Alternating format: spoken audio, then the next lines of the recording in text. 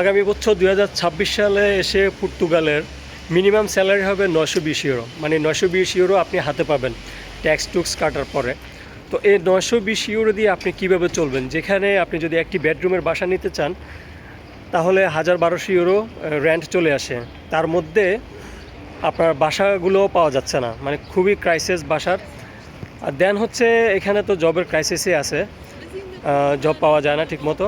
তার মধ্যে হচ্ছে অনেকে কাজ জানে না, তারা তো আরও বেশি অবস্থা খারাপ, কাজ না জানলে তো জব টোটালি পাওয়া যাচ্ছে না।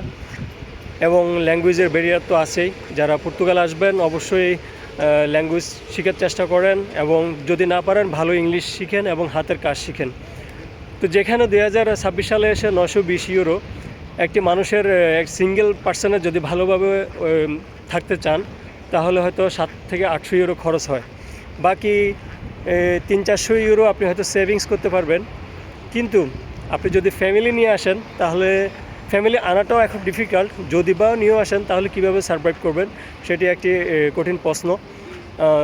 অনেকে তো এখন আপনারা জানেন যে ফ্যামিলি রিউনিয়নের যে অ্যাপয়েন্টমেন্ট এটি পাওয়া যাচ্ছে না।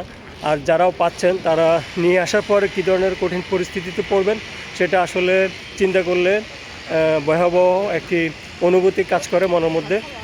আর হচ্ছে এখানে আপনার যে জবের ক্রাইসিস, আপনি যদি কোনো কাজ না জানেন তাহলে জব পাওয়াটা খুবই মুশকিল।